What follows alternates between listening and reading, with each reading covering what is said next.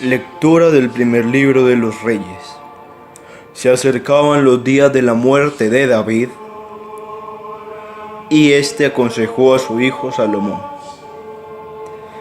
Yo emprendo el camino de todos, ten valor y sé hombre. Guarda lo que el Señor tu Dios manda, guardar siguiendo sus caminos, observando sus preceptos, órdenes, instrucciones y sentencias, como está escrito en la ley de Moisés, para que tengas éxito en todo lo que hagas y a donde quiera que vayas.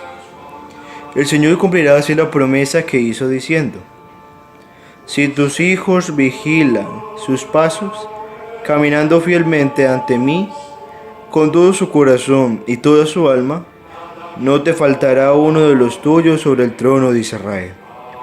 David se durmió con sus padres y los sepultaron en la ciudad de David. 40 años reinó David sobre Israel, 7 en Hebrón y 33 en Jerusalén. Salomón se sentó en el trono de David su padre, y el reino quedó establecido sólidamente en su mano. Palabra de Dios. Tú eres Señor del universo. Bendito eres, Señor, Dios de nuestro Padre Israel, por los siglos de los siglos. Tuyos son, Señor, la grandeza y el poder, la gloria, el esplendor, la majestad, porque tuyo es cuando hay en el cielo y tierra. Tú eres Rey soberano de todo, de ti viene la riqueza y la gloria.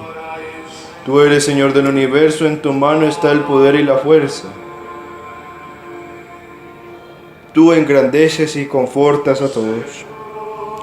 Tú eres Señor del universo. Del Santo Evangelio según San Marcos. En aquel tiempo, Jesús llamó a los 12 y los fue enviando de 2 en 2, dándoles autoridad sobre los espíritus inmundos. Les encargó que llevaran para el camino un bastón y nada más, pero ni pan, ni alforja, ni dinero suelto en la faja, que llevasen sandalias, pero en una túnica de repuesto. Y decía: Quédense en la casa donde entren, hasta que se vayan de aquel sitio. Y si en un lugar no los reciben ni los escuchan, al marcharse sacudan el polvo de los pies, en testimonio contra ellos. Ellos salieron a predicar la conversión, echaban muchos demonios, ungían con aceite a muchos enfermos y los curaban. Palabra del Señor. Todo llega a su fin, y de modo especial la vida humana. David era un hombre, un ser humano, llega a su fin, y entonces ese fin es consciente y lega a su hijo el testimonio de un permanente contacto con Dios, de una relación con Dios, que aunque pecó, permaneció fiel porque se arrepintió y se convirtió y volvió a iniciar siempre de nuevo su vida en ese camino de fidelidad. Qué bueno es tener un gobernante fiel a Dios. Eso es una bendición para los pueblos de la tierra. Hoy nos hace tanta falta tener gobernantes de ese estilo, que fuera de los fanatismos y los literalismos, la fidelidad a Dios es también fidelidad al hombre. Y qué bien serían esos gobiernos. Un gobierno agnóstico es una ruina, es un peligro para los pueblos. Desafortunadamente, esos somos los que muchas veces elegimos. Esos agnósticos que, como no son fieles a Dios, no son fieles a los hombres, van queriendo hacer las suyas y ganar las suyas. Qué bueno que esto fuera una regla, que un hombre que no le tema a Dios no tiene por qué llegar a gobernar. Mientras el hombre no mantenga una relación directa y personal con Dios, la vida carece de sentido. Y ese es el problema de muchos gobernantes. Sus vidas no tienen sentido sino para politiquear, porque no tienen la presencia de Dios. Orémosle pues al Señor y pidámosle que nos envíe hombres de fidelidad a Él, y eso se prueba en la fidelidad que se tiene con el ser humano, al cual se le sirve desde el servicio del gobierno. En la vida Dios nos pide una empresa, y lo que Jesús hace, según el Evangelio de San Marcos, es su empresa a través de sus discípulos y luego a través de sus sucesores. ¿Cuál es la empresa de Jesús? El anuncio de la buena noticia, el anuncio de la presencia del reino. Pero esas tareas no se hacen solos. Es necesario ir de dos en dos. La vida se hace más fácil cuando estamos acompañados. Los viajes solitarios molestan, dan inseguridad, se corren peligros.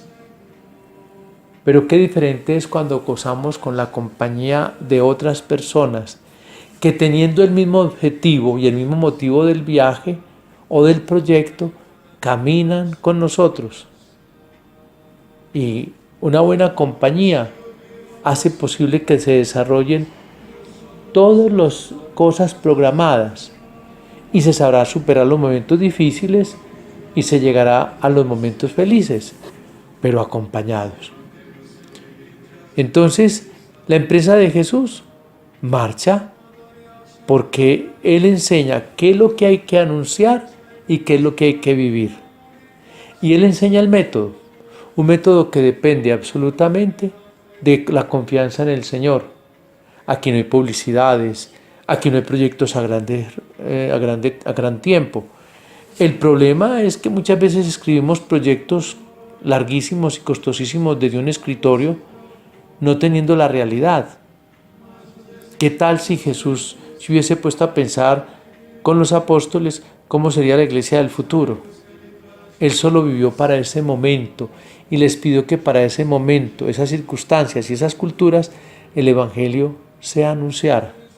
Entonces, el Evangelio va llegando a las comunidades locales y, digámoslo así, se adapta, se aclimatiza, se acomoda para iluminar esos ambientes culturales y llevarlos a una universalidad de la salvación. El Evangelio no pierde, el Evangelio gana. Es que la buena noticia es para todos los pueblos, para todas las lenguas, para todas las razas. Y hay diferencias en el anuncio, pero el contenido es el mismo. De manera que lo que Jesús nos presenta hoy es todo un proyecto de cómo caminar, cómo buscar colaboración humana a ese proyecto a medida que se marcha, donde no se depende de los recursos que se tienen monetarios, sino que se depende de la confianza que el enviado tenga al que lo envió, y que el proyecto es universal, y que el proyecto se va haciendo por etapas en cada generación, en la medida en que se vive la apertura al Evangelio y la obediencia al mandato divino.